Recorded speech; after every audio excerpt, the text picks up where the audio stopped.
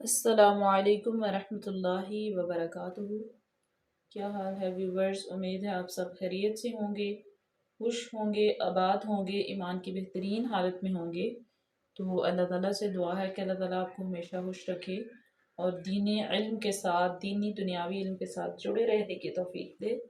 تو جیسا کہ آپ جانتے ہیں کہ روزہ رکھنے کی نیت، روزہ کھولنے کی نیت، کیونکہ کہتے ہیں نا کہ انما الاعمال بالنیتی، یعنی کہ اعمال کا دار و مدار نیتوں پر ہے۔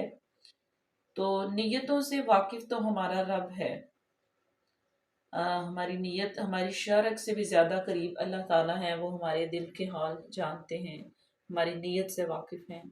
تو اگر ہماری نیت اچھی ہے تو ہمارا جو آگے جو بھی ہم عبادت کرتے ہیں یا کوئی کام کرتے ہیں تو اللہ تعالیٰ اس میں ہماری مدد کرتا ہے، اور اگر ہماری نیت اچھی نہیں تو اللہ تعالیٰ بھی نہ خوش ہوتا ہے اور ہماری مدد بھی نہیں کرتا۔ تو آج ہم آپ کے ساتھ روزہ رکھنے کی نیت اور روزہ کھولنے کی نیت جو ہے وہ شیئر کریں گے۔ ویسے تو آپ کو پتہ ہی ہوگا، لیکن آپ پڑھتے ہوں گے، لیکن ہم تجوید کے ساتھ آپ کو اس کے ساری قاعدے قوانین بھی بتائیں گے، کیونکہ جب ہم کوئی بھی دعا پڑھتے ہیں، جب آپ یہ تجوید سیکھیں گے یا ویڈیوز اس کی دیکھیں گے تو پھر آپ کو پتہ چلے گا لحن حفی اور لحن جلی کا بیان جب آپ پڑھیں گے کہ جو ہے وہ لحن جلی جو ہے وہ واضح اور بڑی غلطی ہے، اور لحن حفی جو ہے وہ چھپی ہوئی اور چھوٹی غلطی ہے۔ اور یہ نہیں کہ لحن حفی جو ہے وہ چھوٹی ہے اور اس کو کرنا ہے، اس کو بھی اس سے بھی گریز کرنا ہے، صرف یہ ان میں ڈفرینس بتایا گیا، آگاہ کیا گیا کہ یہ بہت بڑی غلطی ہے اور یہ چھوٹی غلطی ہے۔ تو وہ جب آپ تجوید کا کورس کریں تو پھر آپ کو پتہ چلتا ہے۔ تو جب لحن جلی ہو جائے تو معنی بدل جاتا ہے، جو ہے وہ اس طرح جب معنی بدل جاتا ہے تو پھر اس پڑھے کا ہمیں کوئی ثواب نہیں ملتا۔ تو اس لیے چلیں، جو بزرگ ہیں، جو پچھلے لوگ ہیں پرانے، جنہوں نے بالکل سادہ سا پڑھا ہوا ہے، وہ تو ایسے پڑھ سکتے ہیں۔ تو جو اب کی دور کی جنریشن ہے وہ دیکھیں کہ موبائل جب نیو سے نیو ماڈل آتا ہے ہر چیز کا تو وہ سیکھ لیتے ہیں۔ تو یہ تو پھر ایک ایسی کتاب ہے کہ جو ساری زندگی پڑھی جاتی ہے، اور اس کی اتنے فوائد ہیں، اتنی برکتیں اور فضیلتیں ہیں۔ تو چلیے ہم روزہ رکھنے کی نیت جو ہے وہ اس کا آغاز کرتے ہیں۔ الصلاۃ والسلام علیک یا سیدی یا رسول اللہ وعلی آلک واصحابک یا سیدی یا حبیب اللہ، رب اشرح لی صدری ویسر لی امری واحلل عقدۃ من لسانی یفقہوا قول، یا رب زدنی علما، یا رب زدنی علما، یا رب زدنی علما۔ روزہ رکھنے کی نیت۔ وبصوم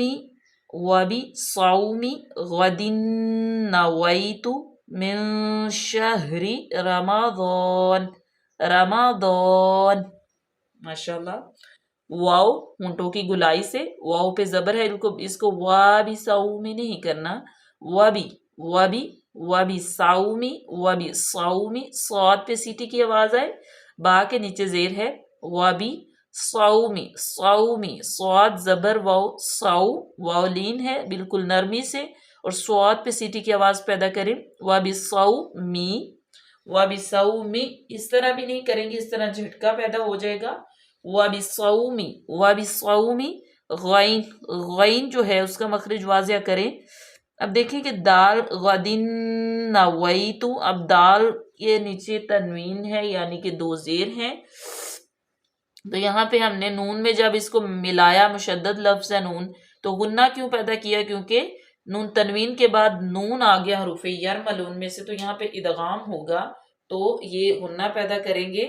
غدن نویتو، غدن نویتو، جب غنہ کرتے ہیں تو بالکل ناک میں آواز لے جا کے تو ایسے گنگناہٹ پیدا کرتے ہیں، غدن نویتو، ویتو، واو زبر یا وی، ٹھیک ہے۔